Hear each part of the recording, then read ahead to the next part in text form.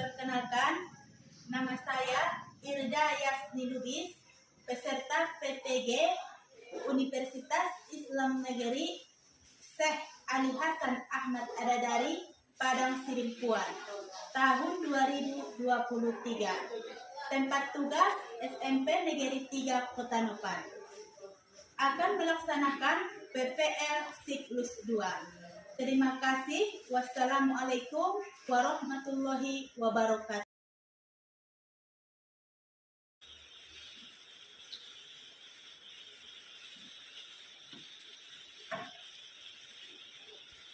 Assalamualaikum warahmatullahi wabarakatuh.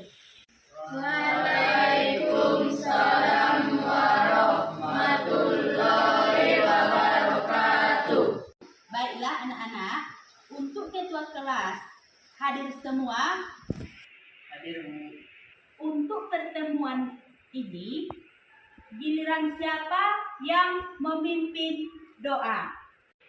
Saya, Bu. Ya, anak ibu Rosihan, silahkan pimpin doa.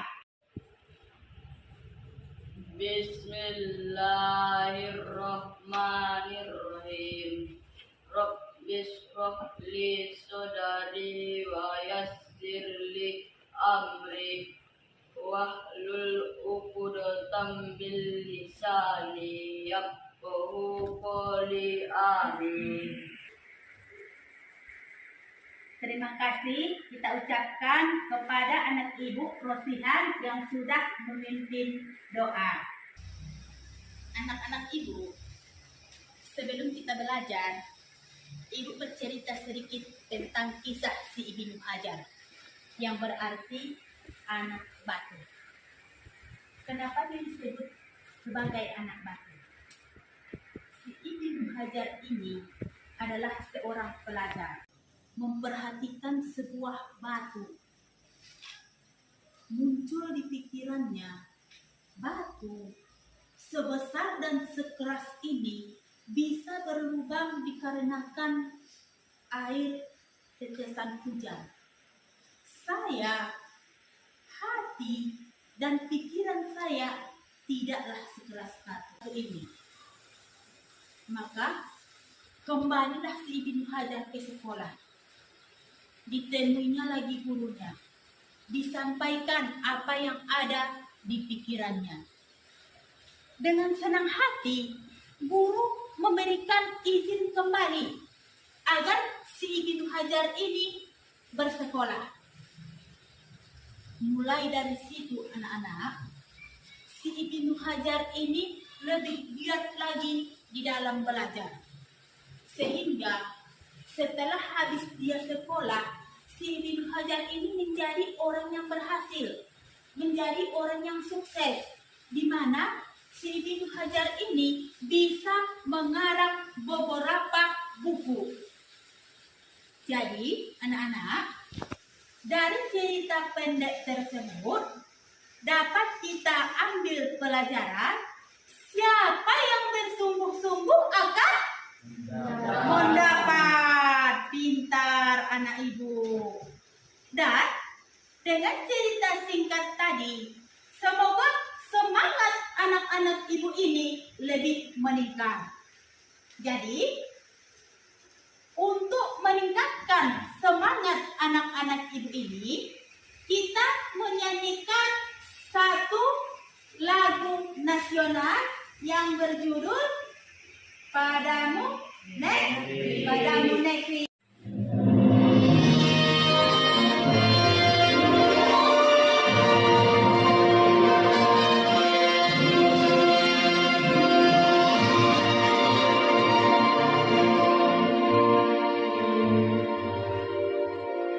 Jadi, anak-anak, semoga dengan kalian mendengarkan cerita singkat tadi dan kita menyanyikan lagu nasional, kita lebih bersemangat di dalam pembelajaran ya. Untuk tugas minggu yang lewat yang dikerjakan di rumah, ketua kelas tolong dikumpul tugasnya. Baik, Bu.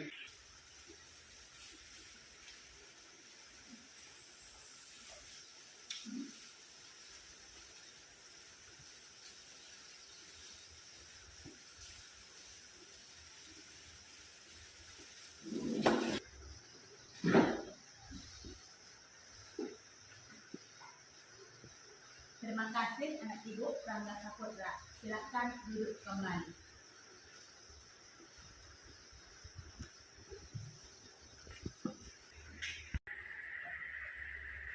Jadi anak-anak, tujuan pembelajaran kita yang ketiga adalah siswa dapat membuat bagan timeline. Anak-anak, ibu mau bertanya, bagaimanakah cara membuat bagan timeline? Saya Bu Ya, Aulia Marwah. menentukan topik atau judul. Seterusnya, bagaimanakah cara membuat bagan timeline? Saya Ya, tuliskan peristiwa dan waktu secara singkat dan jelas. sekarang anak-anak kita bentuk kelompok sesuai kelompok pada pertemuan sebelumnya.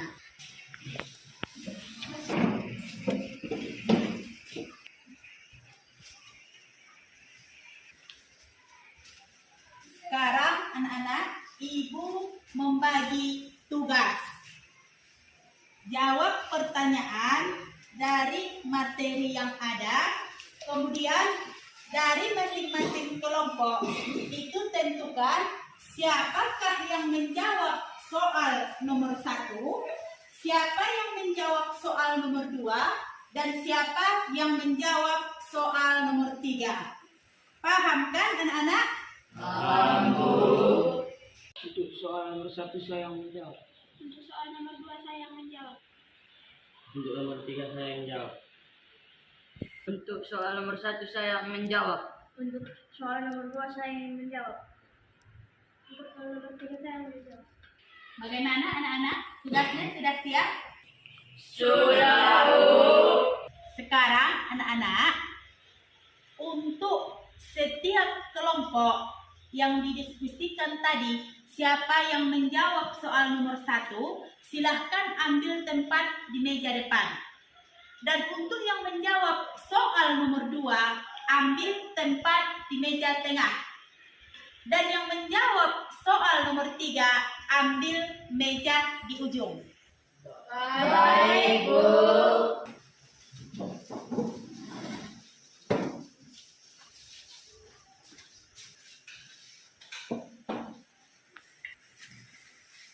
Anak-anak, kalian ini disebut sebagai kelompok ahli.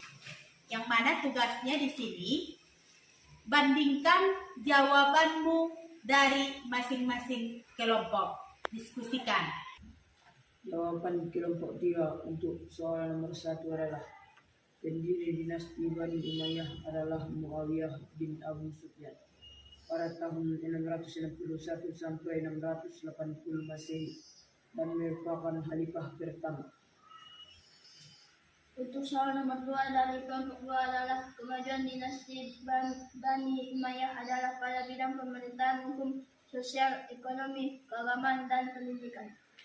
Untuk soal nomor 3 dari kelompok 2 adalah nilai Islami pada dinasti Bani Umayyah adalah 1. Meningkatkan iman dan ketakwaan. 2. Mencontoh semangat menuntut ilmu. 3. Mengembangkan budaya sesuai ajaran agama. Bagaimana anak-anak? Untuk membandingkan hasil diskusi dari setiap kelompok itu sudah siap? Sudah, Bu. Silahkan kembali ke kelompok asal. Bacakan hasil diskusimu sama kawan satu kelompok.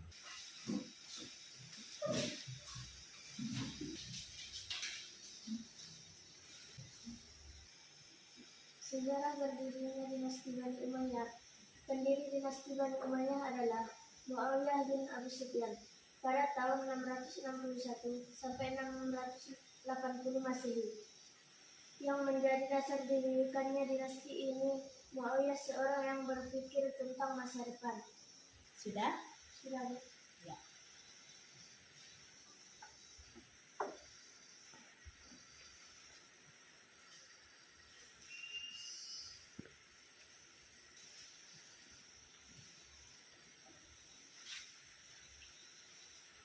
Kemajuan pada dinasti Bani Umayyah adalah pada bidang pemerintahan adalah Muawiyah menempatkan pejabat sesuai kemampuannya. Sudah? Berkenan? Sudah, Bu.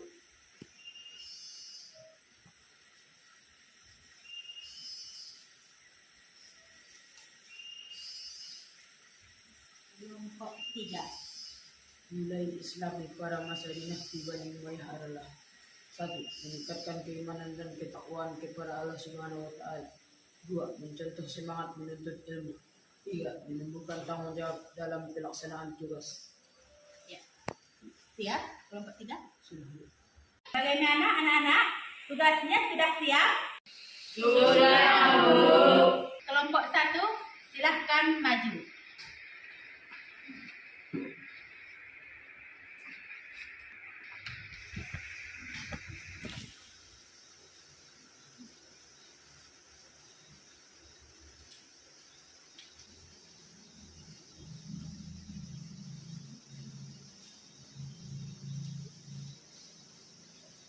Kami dari kelompok 1 akan membacakan hasil diskusi. Kelompok 1.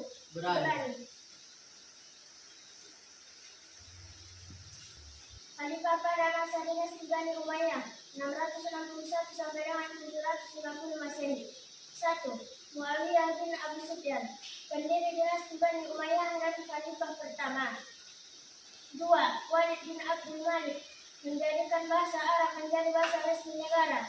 3. Umar bin Abdul Aziz, mengakhiri perang saudara Islam. 4. Marwan bin Muhammad, masa berakhirnya dinasti Bani Umayyah.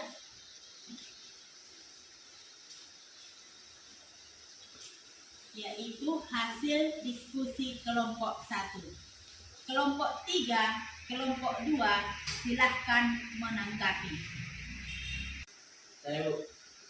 Silahkan dari kelompok 3. Dinasti apakah saudara dinasti Bani Umayyah berakhir? Berdiri dinasti Abbasiyah. Tangan juga untuk kelompok 1 yang sudah mempresentasikan ataupun membacakan hasil diskusinya. Untuk kelompok 1, silahkan kembali ke tempat.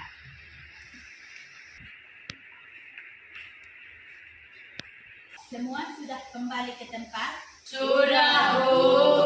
Kita ambil kesimpulan dari pelajaran ini, di mana pada tujuan pembelajaran yang ketiga, kalian bisa membuat bagan timeline. Di sini, pembelajaran pada materi peradaban Timur Islam di Damaskus pada tahun 661 sampai 750 Masehi dibuat dia dalam bentuk bagan timeline. Di sini Ibu jelaskan sedikit pengertian bagan timeline itu adalah garis waktu yang membentuk urutan secara kronologis yang merujuk pada hal masa lalu. Apakah fungsi bagan timeline itu? Dengan menggunakan bagan tersebut, satu pekerjaan itu akan menjadi lebih terarah. Kemudian, bagaimanakah langkah-langkah membuat bagan timeline?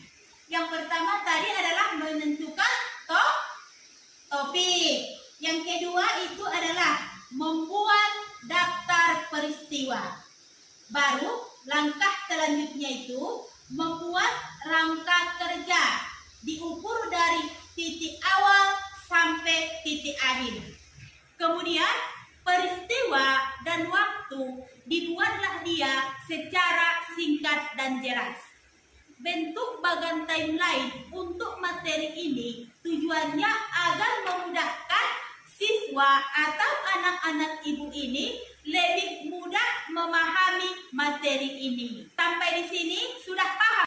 Sudah, Bu. Jadi anak-anak ibu, untuk pertemuan selanjutnya, insya Allah minggu depan itu kita beda materi. Dengan pembelajaran kita yang sudah selesai, maka kita bersyukur kehadirat Ilahi Rabbi dengan mengucapkan hamdalah.